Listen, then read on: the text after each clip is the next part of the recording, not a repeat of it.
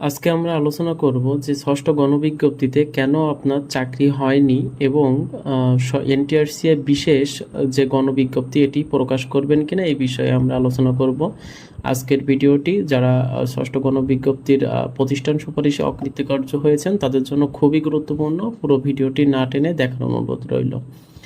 এখন বেসরকারি শিক্ষা প্রতিষ্ঠানের প্রবেশ পর্যায়ে শিক্ষক নিয়োগের ষষ্ঠ গণবিজ্ঞপ্তির সুপারিশের ফলাফল প্রকাশ করা হয়েছে। এই গণবিজ্ঞপ্তিতে আবেদন করেও বিপুল সংখ্যক প্রার্থী সুপারিশ পাননি, যেটা আমি একটু আগে বললাম। এই অবস্থায় বিশেষ গণবিজ্ঞপ্তি প্রকাশের মাধ্যমে সুপারিশের দাবি জানিয়েছেন অকৃতকার্য যারা আর কি আছেন জানিয়েছেন তারা। এখন তবে এ ধরনের গণবিজ্ঞপ্তি প্রকাশের পরিকল্পনা নেই সংশ্লিষ্টদের। তো এই বিষয়টা আমরা একটু সঠিকভাবে জানবো যে কি বলা হয়েছে সেটা আমরা একটু দেখি। যে বেসরকারি শিক্ষক নিবন্ধন ও প্রত্যয়ন কর্তৃপক্ষ এনটিআরসি একটি সূত্রে জানিয়েছেন, বেসরকারি স্কুল, কলেজ, মাদ্রাসা, কারিগরি প্রতিষ্ঠান প্রবেশ পর্যায়ে শিক্ষক নিয়োগের বিধিমালা আমূল পরিবর্তন আনা হয়েছে। এর মধ্য দিয়ে শিক্ষক নিবন্ধনের সুযোগ সমাপ্তি শিক্ষক নিবন্ধনের যুগের সমাপ্তি হচ্ছে।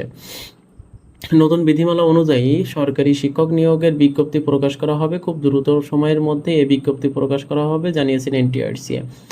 এখন এখানে যে বিষয়টি বলা হয়েছে যে শিক্ষা প্রতিষ্ঠানের শূন্য পদের তথ্য সংগ্রহের পর নিয়োগ পরীক্ষা আয়োজন করা হবে। এই পরীক্ষায় যারা উত্তীর্ণ হবেন তাদের নিয়োগ সুপারিশ করা হবে। 18তম নিবন্ধনে উত্তীর্ণ হয়েও সুপারিশ না পাওয়ার প্রার্থীরা আসন্ন শিক্ষক নিয়োগ বিজ্ঞপ্তিতে সুযোগ পেতে পারেন। দেখেন, এটি কিন্তু খুব গুরুত্বপূর্ণ একটি কথা যে 18তম নিবন্ধনে উত্তীর্ণ হয়েও সুপারিশ না পাওয়া প্রার্থীরাও আসন্ন শিক্ষক নিয়োগ বিজ্ঞপ্তিতে সুযোগ পেতে পারেন।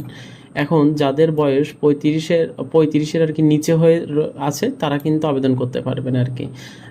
এই বিষয়টি আর কি বলা হয়েছে। তবে এখানে যে একটু এনটিআরসির একজন কর্মকর্তা বলেছেন যে আমরা বিশেষ গণবিজ্ঞপ্তি নিয়ে ভাবছি না। সামনে নতুন পদ্ধতির নিয়োগ বিজ্ঞপ্তি প্রকাশ করা হবে। তবে যেহেতু শূন্য পদ রয়েছে সেহেতু সরকার চাইলে বিশেষ গণবিজ্ঞপ্তি প্রকাশের নির্দেশনা দিতে পারেন। দেখেন, এই কথাটা কিন্তু খুবই গুরুত্বপূর্ণ যে যেহেতু শূন্য পদের সংখ্যা অনেক বেশি রয়েছে, সেক্ষেত্রে কিন্তু সরকার চাইলে কিন্তু আপনাদের যে বিশেষ যে গণবিজ্ঞপ্তি যেটা আপনারা দাবি করছেন ষষ্ঠ গণবিজ্ঞপ্তির পরবর্তীতে যে বিশেষ যে গণবিজ্ঞপ্তি এটা কিন্তু দিতে পারেন সরকার। তবে এখানে আরও বলা হয়েছে যে আমরা পরবর্তীতে নিয়োগ বিজ্ঞপ্তি নিয়ে ভাবছি। এছাড়াও যারা সুপারিশ পাননি, আমি যে কথাটা বললাম যে কেন আপনি সুপারিশ পাননি তার কিছু কিন্তু কারণ রয়েছে। যে এছাড়াও যারা সুপারিশ পাননি তাদের নাম্বার কম এবং মেধা তালিকায় পিছিয়ে আছেন, সেজন্য তারা সুপারিশ পাননি।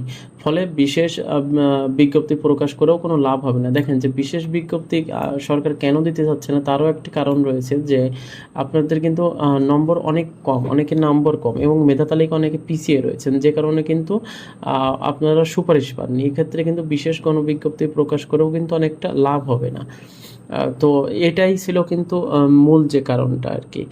আর আমি আপনাদের কাছে একটু অনুরোধ করব, দেখেন আপনারা হয়তোবা ষষ্ঠ গণবিজ্ঞপ্তিতে আপনাদের চাকরি হয় নাই। এখন এই নিয়ে হতাশ হয়ে ভেঙে পড়ে লাভ নেই। আপনারা 19তম নিবন্ধনের জন্য প্রস্তুতি নেন। আপনাদের প্রস্তুতির সকল প্রকার সাহায্য আমি আপনাদেরকে করব। যে পরিমাণে ইনফরমেশান লাগবে আপনাদের নোট বা যে কোনো বিষয় আমি বলছি, আমি আপনাদেরকেও সাহায্য করব। আমার সবটুকু দিয়ে আমি যতটুকু পারবো, যতটুকু আমার সম্ভব আমি আপনাদেরকে সাহায্য করব। আর তার জন্য আপনারা অবশ্যই আইসিটি ইনফরমেশান ইউটিউব চ্যানেলটি সাবস্ক্রাইব করে রাখবেন। ধন্যবাদ।